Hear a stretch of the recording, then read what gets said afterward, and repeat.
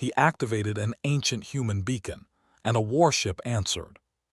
The signal came in 41-second bursts, every 6 hours, and it had been doing that for 3 days before anyone noticed it wasn't corrosion. Dren Ape noticed it on a Tuesday. He was running a standard sweep of the outer Halworth Reach, the slow, unglamorous kind where you tag debris for the registry and move on, when the pulse hit his receiver and refused to match any active catalog entry. Not decommissioned and silent, not dead on arrival, transmitting, clean, repeated, patient. He tapped the pressure gauge on his collar twice, the way his mother always had before anything she wasn't sure about, even though the gauge hadn't told him anything true in 6 years. Then he listened to the full 41 seconds a second time, alone on the deck of the patient ledger, with only the hum of the ventilation fans and the faint tick of cooling hull plates for company. He didn't panic. Dren rarely did. What he felt instead was the specific, quiet discomfort of something that didn't fit a shape in the data that had no matching slot in the world as he understood it. The frequency band was old. Not vintage old, not retro old, but old the way a language gets old when only 3 people still speak it and 2 of them are dead. Pre-compact signaling. A recall channel. The kind no registered ship had used in almost a century. And it was asking in the patient way that machines ask things, for someone to answer. Stay close. What Dren found in that housing is the part that still doesn't sit right with me. 11 months earlier, on a station 3 sectors away, a junior aide named Prith had flagged a similar marker buoy in the registrar's morning queue. Prith was careful. That was the problem with Prith. He was careful in the way that made experienced bureaucrats nervous, because careful people asked questions that efficient people had already decided weren't worth asking. He'd pulled the signal profile, cross-checked it against the decommissioning rolls, found the gap between what the record said silent, cataloged, closed, and what the sensor said transmitting, and written it up in a 3-paragraph note that he left at the top of Registrar Bellani's Thor's stack. Thor read it in the time it took her to finish her first cup of morning tea. She was 198 years old and she had reclassified 6,100 objects in her tenure. Her silver forearm ridges, the Calvidry trait that darkened with age, were nearly charcoal now, and she wore them the way old people wear authority, without thinking about it because it had been part of her for so long she couldn't remember a time it wasn't. She read Prith's note. She set it down. She coughed once, the low, dry sound that station staff had learned to read as dismissal, and wrote a single word at the bottom of his note in the cramped shorthand she used for things she'd already decided. Recatalog. Not investigate, not confirm decommission status, not check whether anything was still inside. Recatalog. She filed it before her second cup of tea arrived, and the marker buoy's case number moved to a different column in the compact's registry, and the column it moved to was the one labeled closed, no further action required. In the back of her desk drawer, behind a stack of transit manifests she'd been meaning to sort for 11 years, sat a small private ledger. Thor kept it for her own reasons, a list of things she had filed and never gone back to look at again. She had never opened it in front of anyone. She had never told anyone it existed. It had exactly 1 entry in it. She did not add a second one now.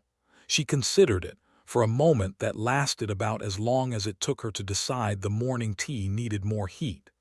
Then she closed the drawer and asked her console for the next item in the queue. Out in the Reach, Dren found the beacon housing on his 3rd pass. It was buried under a collapsed relay strut, the kind of debris nobody had bothered to clear because clearing it was expensive and the Reach wasn't profitable enough to justify the cost. He had to cut through 2 layers of compacted hull plating to reach it, working alone in the gray-orange light of his suit lamp, the silence of vacuum pressing in on every side. The work took 4 hours. He took his time. He always did. When he finally got the housing open, the unit stamp was right there on the inner plate. in the plain block lettering that pre-compact hardware favored, because back then nobody had thought to make designations beautiful. 9th Auxiliary Wing, recall beacon 7 of 11, standing order. Respond, then return. Dren held his suit lamp closer. He read it twice. Then he read it a third time, because the second time hadn't made it make more sense. The 9th Auxiliary Wing had been dissolved 96 years ago in a decommissioning that he vaguely remembered reading about, the kind of historical footnote that ended up in salvager databases because decommissioned fleets left debris, and debris was his business. Dissolved. Stood down. Finished. The kind of thing you filed in the past tense and didn't think about again. Except the beacon was still transmitting. It had been transmitting on a pre-compact recall channel that no registered ship had used in almost a century, every 6 hours, for he checked the internal log when he pulled it, longer than he had been alive. He tapped his dead gauge again. The needle didn't move. "Veth," he said into his comm, his voice even and unhurried because that was the only register Dren Ape had ever really known. "Come look at this." Vethric Sao had been working the Reach for 3 years, which was long enough to stop being surprised by Dren, and not long enough to stop being surprised by the Reach. He was Itheran, low-set secondary eyelids for dust and debris, a debt-tracking instinct so deep it expressed itself as physical discomfort when ledgers didn't balance. And he had learned, after a few months aboard the patient ledger, that when Dren said "come look at this" in that specific calm tone, the correct response was to move fast and say nothing until you'd looked. He came, he looked. He read the stamp 3 times, the same way Dren had, for the same reason. Then he said the thing that Dren had been carefully not saying for the past 20 minutes. "Dren." Vethric's secondary eyelids flickered, the Itheran tell for something that didn't fit the ledger. If the beacon is transmitting a recall order and nobody has ever filed an order to stand it down, then nobody ever did, Dren said, stand it down. The Reach hummed around them, vast and quiet and full of things nobody had fully cataloged, and somewhere in the debris field, somewhere close enough that the beacon's signal would have reached it 100 times over by now, something had been waiting for 96 years for someone to answer. It had been patient. Commander Sora Lindqvist received the activation alert at 3:12 station time, through a channel her briefing documents said didn't exist. She was a light sleeper by training, 12 years on reserve patrol does that, and she was upright before the second ping, pulling the alert up on the bedside display in the gray half-dark of her cabin. Her aide, Wrestle, was already on the comm line, which told her the alert had gone to more than one receiver. "Wrestle. Commander, the alert is coming through the reserve coordination channel, pre-compact band, recall frequency. Our systems flagged it because it matches a pattern in the baseline protocols we're required to monitor, but have never received a signal on. I've been told by 3 separate people in the last 4 minutes that this channel is inactive, and we should mark it as a sensor error." Sora was quiet for a moment. She had the kind of face that revealed nothing when she was thinking hardest, and what she was thinking now was that sensor errors didn't come through on channels that required active pre-compact authentication to even recognize. "Pull me a full plot of the Halworth Reach," she said. "Every beacon marker, active or catalog decommissioned, going back to the 9th Auxiliary decommissioning record." "Commander, the registry has 10 of 11 as scrapped." "I know what the registry says." She was already dressed, moving toward the door in the efficient, unhurried way of someone who has done this before in worse conditions. "Pull it anyway." Wrestle was quiet for exactly as long as it took to understand that the discussion was over. "Yes, Commander." She was 3 corridors from the Situation Room when the second alert came in, not a signal this time, but a power reading. A hull, 1,400 meters long, in the outer reach, drawing from its reserve capacitors for the first time in 96 years. The Oralane Vigil was waking up. The Situation Room on Sora's station was small and cold. The way reserve facilities always were funded just enough to function, never enough to be comfortable. She had the beacon plot up on the main display before Wrestle finished pulling the file, and she stood in front of it with her arms crossed and her jaw set, reading the distribution pattern the way a navigator reads a chart, not for the individual points, but for what the shape of them meant. 11 beacons, spread across the reach in a pattern that wasn't random. She could see that immediately. Salvagers saw random scatter every day. This was something else. A grid, old-style military seating, designed so that any vessel in the reach at any position would be within range of at least 2 beacons at once. The registry says 10 of 11 are confirmed scrapped, Wrestle said from the doorway. He had the look of someone who had been correct about something and was not happy about it. The 11th has no destruction confirmation on file. It was reclassified to closed status 96 years ago without an inspection report attached. Reclassified by whom? A pause, the kind that meant he'd already looked and hadn't wanted to be the one to say it. Registrar Thor's office, the stamp is hers. Sora didn't say anything for a moment. She studied the grid on the display, the 11 points, the neat coverage pattern, the ghost of a military mind behind the placement, and thought about what it meant that 9 of those beacons had gone quiet in the normal way, and one had simply been filed away without anyone checking whether it was actually finished. "Pull me the original decommissioning order for the 9th Auxiliary Wing," she said. "Not the summary, the full text." "Commander, the archive record is."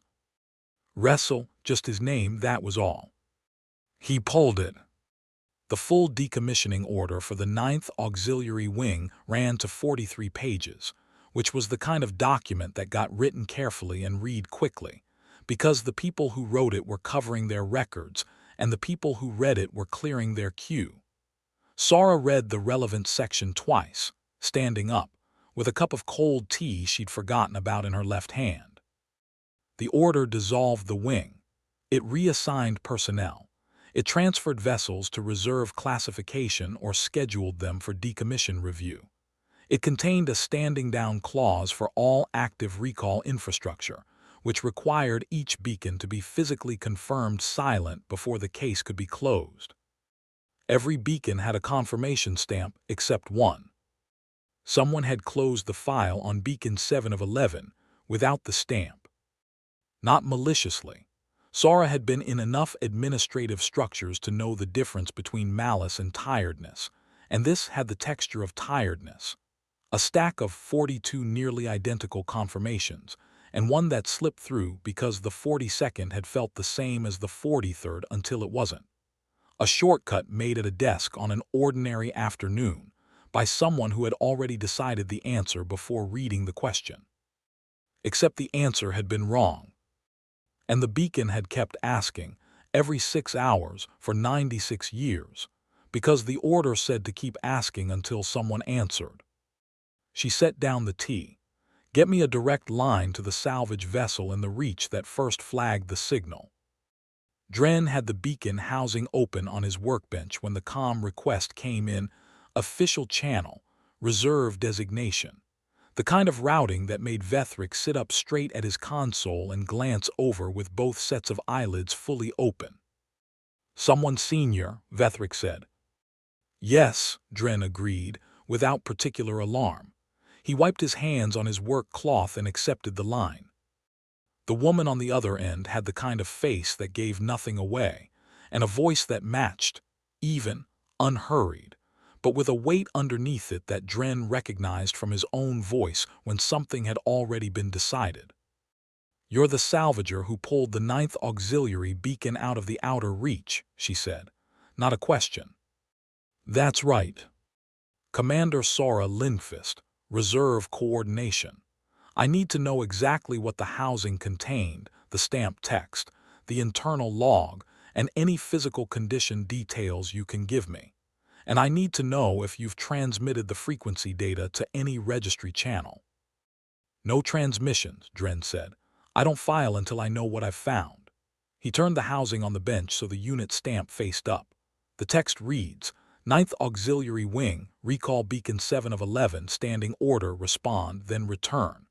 Internal log shows continuous transmission since initial seeding, no interruption, no override commands received. The housing is intact. Corrosion on the exterior casing, nothing structural. Sora was quiet for a moment. Dren heard something in the background, the low sound of a secondary display being pulled up, information being cross-checked. Dren Ape, she said, reading his name from a file she'd clearly just opened. 11 years in the Reach. That's right. Good. She made a decision. He could hear it in the way her voice settled.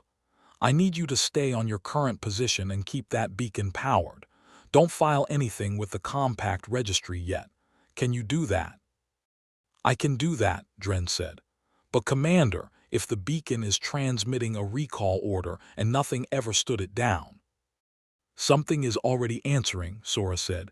That's why I'm calling. Vethric's secondary eyelids flickered. He pulled up the long-range sensor display without being asked, and what it showed was a heat bloom in the debris field, 2 light minutes out, where no heat bloom had any business being. Something large was moving. The Auralane Vigil came out of the debris field slowly. Not cautiously, that wasn't quite the right word.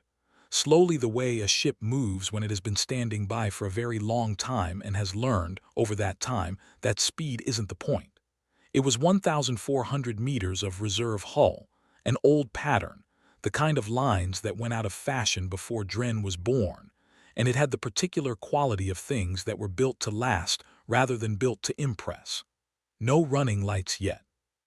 No active emissions except the power draw, and the faint, warm signature of a life support system coming back online from deep reserve.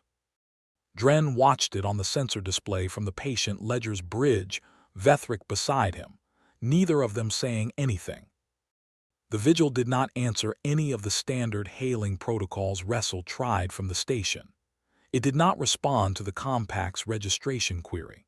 It did not broadcast a flight plan or an identification header, or any of the 26 standard signals. A vessel was required to transmit on emergence from an unregistered position. What it did was open a single private channel, pre-compact band, old authentication, the kind that required a specific key to even receive, and transmit one thing. Dren's beacon receiver lit up. The transmission was short. It was in the same frequency the beacon had been using, and it said, in the plain machine language of 96-year-old hardware. Standing order acknowledged, responding, returning. Veth, Dren said quietly, are you seeing this? Yes, Vethric said. His voice had gone careful, the Itheran register for an obligation that had just become real and needed to be handled correctly. Dren, the ship answered the beacon. It heard the recall order. It's been hearing it, Dren said, for 96 years. He tapped the dead gauge on his collar. The needle didn't move, but his hand stayed on it for a moment longer than usual, the way hands do when they're steadying something that isn't the gauge. On the Compact's archive station, Prith's replacement, a younger aide named Selen who had been working Thor's office for 4 months and had not yet learned to stop being surprised by things, flagged a secondary alert that had come in through a channel Selen had never seen active before.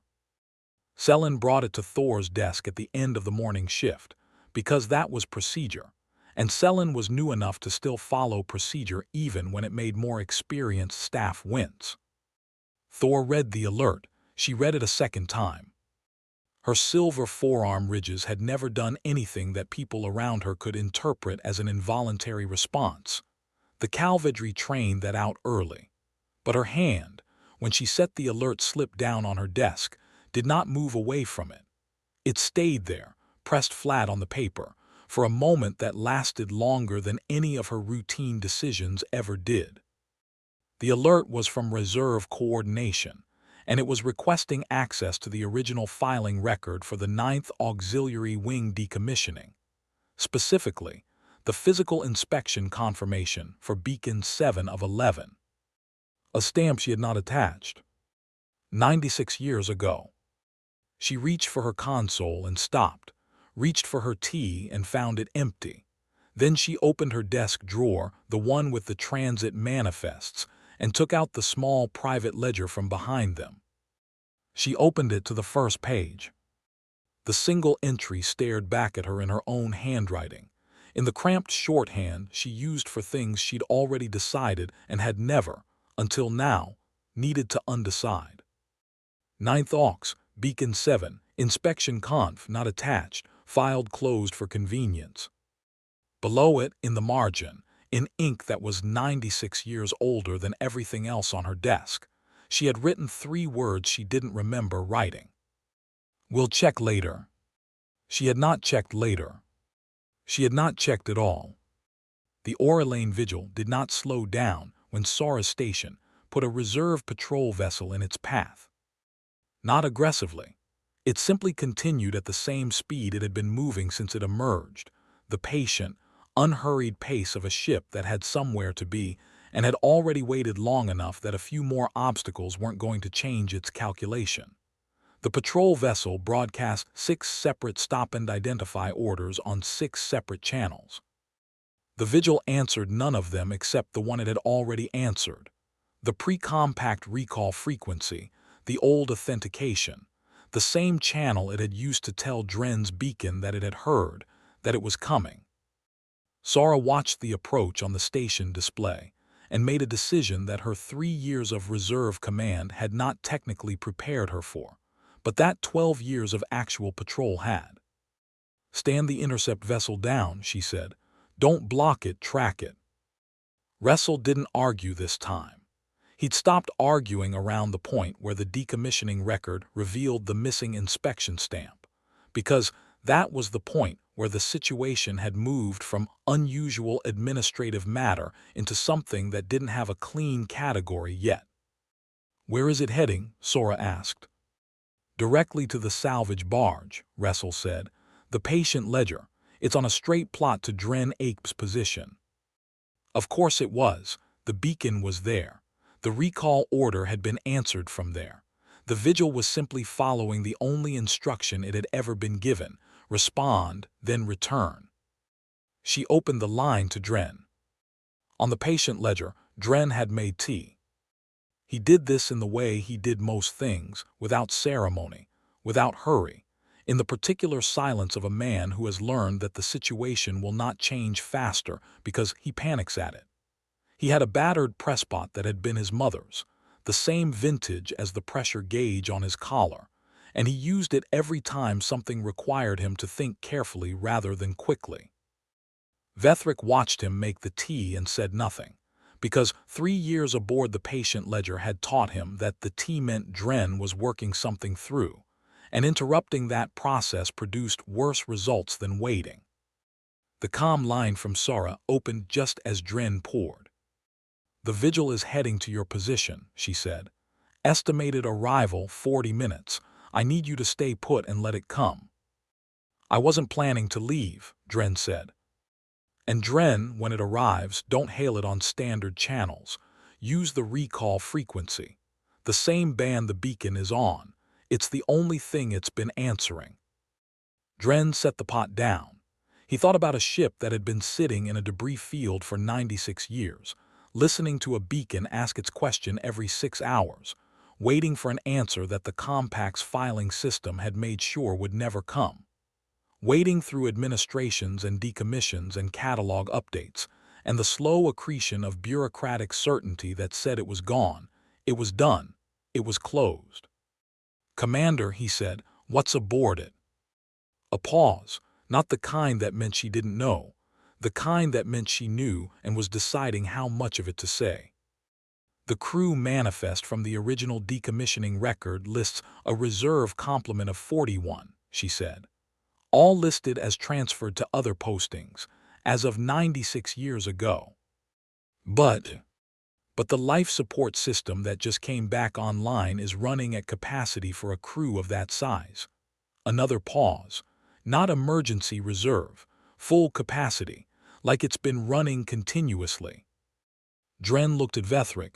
Vethric looked back. "She'll be at your position in 40 minutes, Sora said. "I'll be monitoring the channel." The line closed. Dren picked up his tea, drank half of it, and then set it down again because it had gone cold while he wasn't paying attention. The vigil arrived in 37 minutes. It came to a stop, a proper, unhurried stop, the kind that required active maneuvering, not just the absence of thrust, at a distance of about 400 meters from the patient ledger. Close enough for a standard boarding approach. Far enough to say, "We are not going to force anything." Dren opened the recall channel. For a moment, nothing. Just the frequency hum, the old authentication signature, the sound of a band that had been talking to itself for nearly a century. Then a voice. It was a human voice, which Dren had been, in some part of himself he hadn't fully examined, expecting. Old, the way voices get old not from age but from long use in quiet. Unhurried.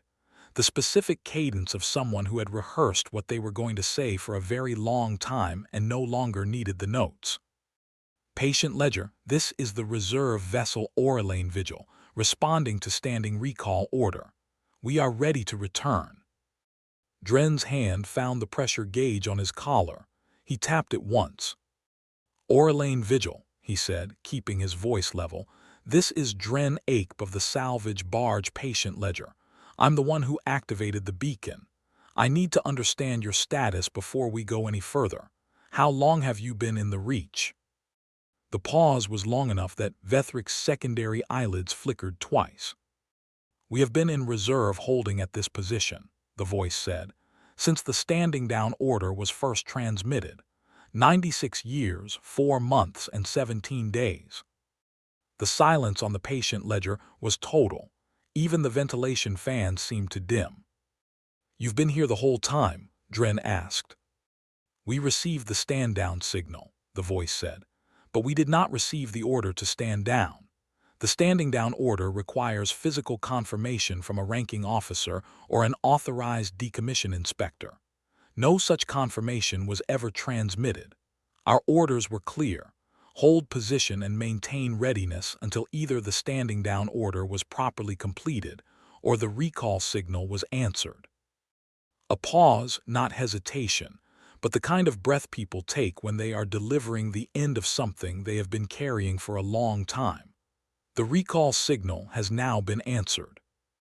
The message hit Sora's station at 6:11, and she read it twice before she understood what she was reading. "A crew of 41, in reserve hold, for 96 years, not dead, not gone, not decommissioned in any actual sense, simply waiting in the way that a standing order waits with perfect patience for the condition that ends it." She pulled up the crew manifest again. Names, postings. The 41 entries that the original record had marked transferred, because the assumption had been that if the ship was decommissioned, the crew must have gone with the ship into history. The assumption had been convenient. The assumption had been wrong. And then, because she was the kind of person who did the thing that needed doing even when it was going to be a very difficult conversation, she opened a channel to the Compact's archive station. To Registrar Belanis Thor. Thor was still at her desk when the call came in. She had not closed the private ledger. She had not put it back in the drawer. She had been sitting with it open in front of her for the better part of an hour, looking at her own handwriting. "We'll check later." The way you look at something that seemed small when you wrote it and has spent 96 years quietly becoming enormous. Selin knocked and told her there was a reserve commander on priority line. Thor told Selin to put it through and leave the room. Sora's face appeared on the display, direct, unhurried, with the weight underneath. The kind of face Thor had seen across administrative disputes for a long time, and which she had always found manageable, because administrative disputes had procedures and procedures had outcomes and outcomes could be filed. This was not the face of an administrative dispute. "Registrar Thor," Sora said, I'm calling about Beacon 7 of 11, Ninth Auxiliary Wing. I believe you're already aware of the situation." "I am," Thor said. Her voice came out even. It was the only thing she had full control of at this moment. "I received the alert from your office." "Then you know that the Auralane Vigil is active. You know the crew is aboard. And you know that the inspection confirmation was never attached to the decommissioning record." "Yes." A single word. It sat in the air between them. "Registrar," Sora said carefully, "the way you handle something that matters. I need to know how that happened. Not for the record yet, I need to understand it. Because 41 people have been waiting in a debris field for 96 years on the basis of a filing gap, and I need to know if there is anything else in the Ninth Auxiliary file that was closed the same way." Thor looked at her private ledger, at the one entry, at the 3 words below it. She thought about the drawer she had not opened in 96 years, about the 42 stamps she had verified and the 43rd she had not, about the difference between a closed file and a closed matter, which was a distinction she had been professionally trained to treat as identical, and which had turned out over the course of 96 years not to be. "It was one entry," she said. "I have a record of it, my own record, private. I wrote it at the time." She smoothed the ledger page with 2 fingers. "I told myself I would check later. I did not check later." The silence on the line had a texture to it. "Is there anything else in the Ninth Auxiliary record that may have been closed without physical confirmation?"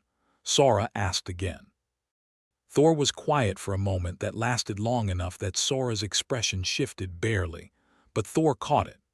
Then Thor reached across her desk for the secondary console, the one that housed the full archive, and opened the Ninth Auxiliary Wing file at the root level for the first time in 96 years. She began to scroll. The Ninth Auxiliary Wing file had 47 subrecords.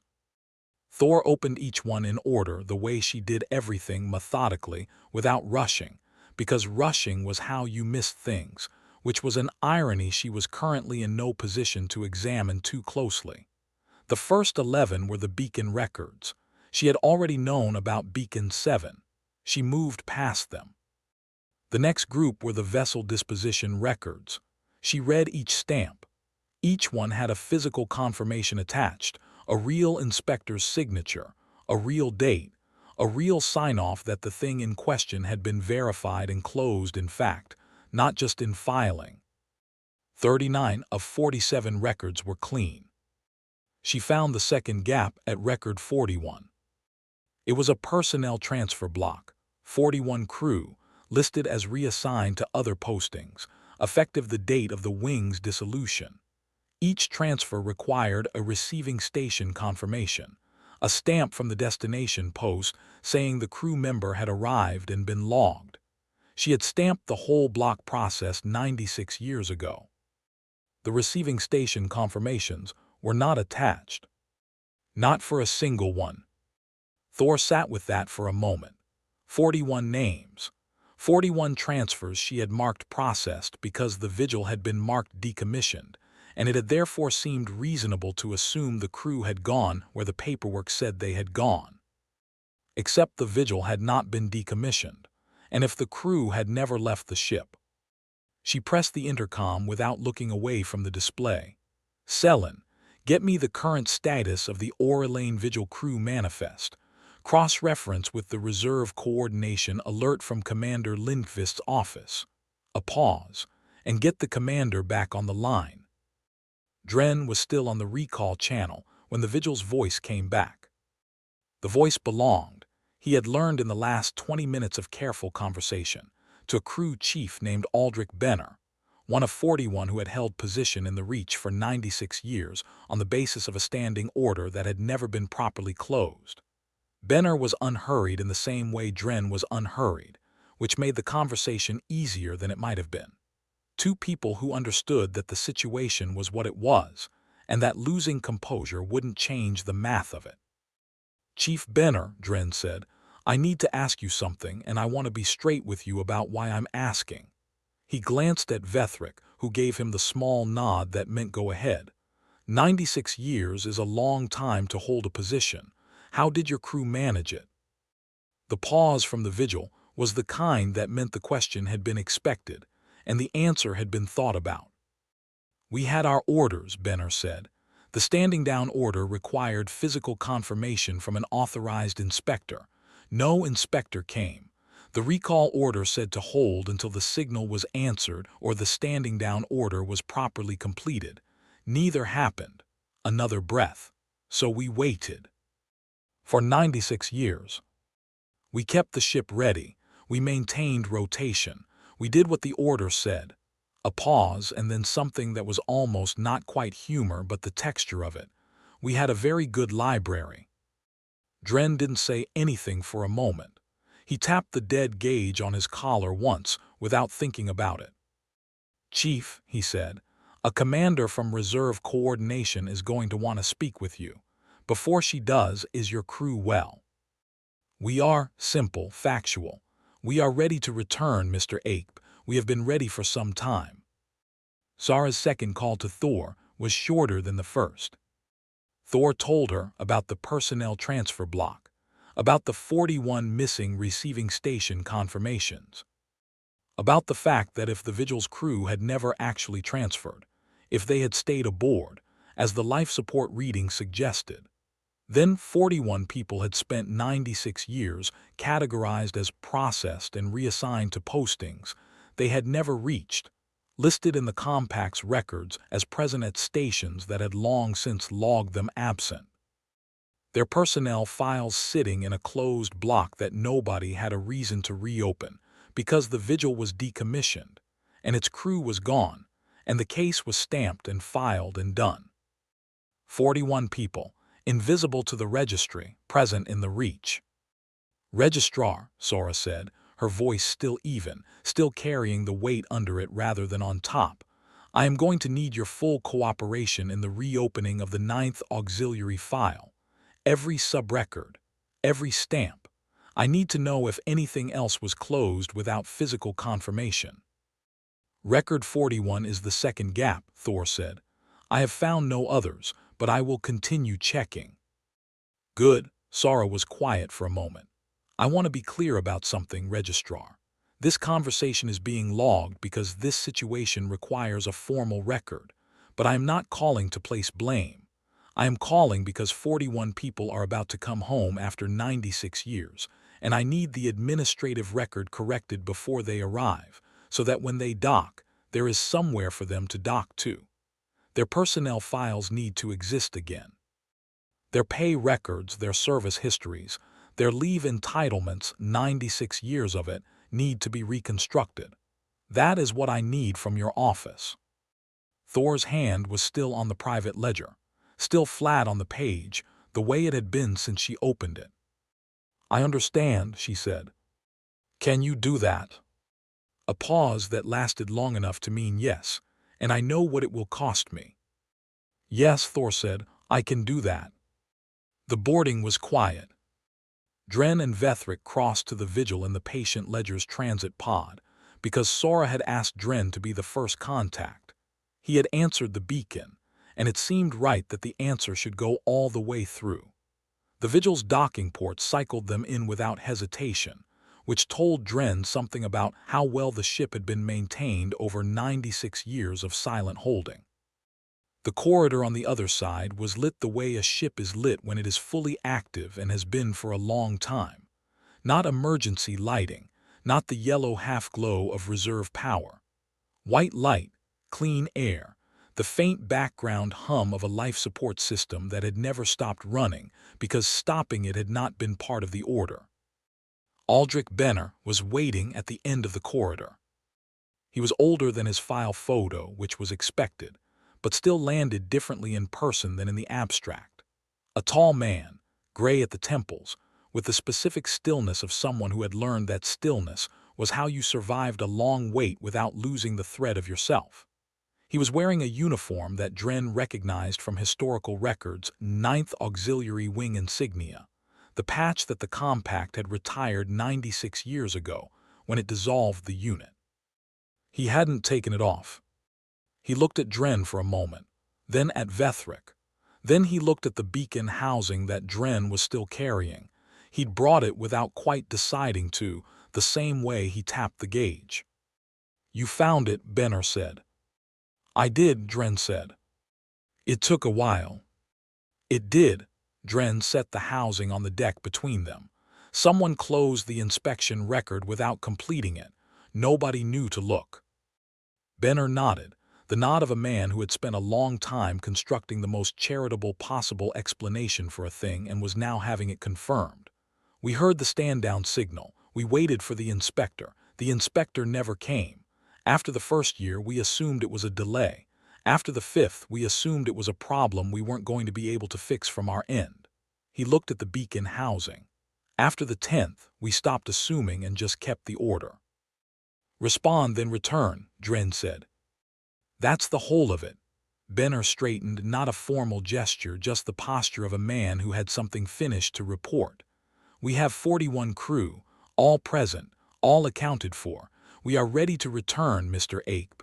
We just need someone to tell us where to go." Dren looked at the man in front of him. The worn uniform, the steady eyes, the 96 years held in the lines of a face that had kept itself together by keeping the order, and felt the specific, quiet weight of a thing that had been wrong for a very long time and was only now, haltingly, beginning to be made right. He opened his comm. "Commander Lindqvist, Chief Benner is ready to speak with you." No triumph, no celebration, just the next step in a process that had been waiting patiently to continue. Sarah spoke with Benner for 40 minutes. She didn't record the first 10, she told him that up front, because the first 10 were for him, not for the file. He used them to ask about the compact, about the current state of the Reach, about what had changed and what hadn't. He asked in the careful way of someone who had been keeping a mental model updated on limited information and wanted to check his work. At minute 11, she started the record. The formal testimony was brief. Benner gave it the way Dren had come to expect from him, plain, precise, without self-pity. The standing order received, the stand-down signal heard, the inspector waited for, the hold maintained, the crew roster intact, the ship operational, the beacon answered. "Chief Benner," Sarah said at the end of it, "for the official record, the Aurelane Vigil and its crew were never formally decommissioned. The standing order was never properly closed. Is that your understanding?" "Yes," Benner said, "that is my understanding." "Then for the official record, the Vigil remains an active reserve vessel, and you and your crew remain active reserve personnel, and this is a return from an extended hold, not a reactivation." A pause. "Which means your 96 years of service at active reserve rates is on the record." The silence from the Vigil's channel lasted long enough that Dren, listening from the corridor outside the room where Benner sat, put his hand back on the pressure gauge without noticing he'd done it. When Benner spoke again, his voice had the sound of something that had been carried for a very long time and had just carefully been set down. "Understood," he said. "Thank you, Commander." Thor closed the 9th auxiliary file at 1847 station time, 9 hours after she had opened it for the first time in 96 years. The reconstruction work would take months. 41 personnel files rebuilt from records that had been closed, service histories reconstructed, pay accounts opened and back calculated. The single entry in her private ledger expanded into the administrative action it should have been 96 years ago. She had already submitted the formal reopening notice to the Compact's Oversight Board, using language she had drafted herself, in her own name, without asking her office staff to soften the phrasing. The notice said plainly, "A case was closed without physical confirmation. The omission was mine. The record is now being corrected." She had not written for convenience, though it was in the private ledger and would eventually be in the Oversight Board's review notes. She would not hide from it, but the notice was already more honest than most such notices she had read in 198 years of administrative work, and she was not going to make it into a performance of honesty. It was simply what it was. She closed the file. She closed the overview board notice. She closed every open window on her console, the way she always did at the end of a shift. Then she reached for the private ledger, still open on her desk. She read the entry one more time, 9th Aux, Beacon 7, Inspection Conf, not attached, filed closed for convenience, will check later. And then she picked up her stylus and wrote one more line below it in the same cramped shorthand. Checked 96 years later, 41 still there. She closed the ledger. She did not put it back in the drawer.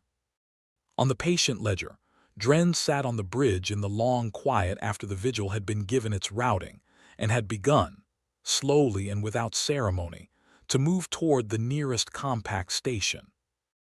Vethric had made tea, which was not something Vethric usually did, and had set a cup at Dren's elbow without comment. Dren watched the vigil's running lights on the sensor display, lit now all of them, the full pattern of an active vessel with somewhere to go. It moved with the same patience it had shown on arrival. No urgency, no rush, just the steady progress of a ship that had been waiting a very long time to do exactly this, and was doing it now at the pace that felt right. He reached up to the pressure gauge on his collar. He tapped it once, the way his mother always had. The needle moved. Not far, just a flicker, the barest swing of the indicator across a face that had read nothing for 6 years, and then it settled back. But it had moved. Once. The way a thing moves when it finally has something worth reporting. Dren looked at it for a moment. Then he picked up his tea, which was still warm, and watched the vigil's lights until they were too small to distinguish from the rest of the reach.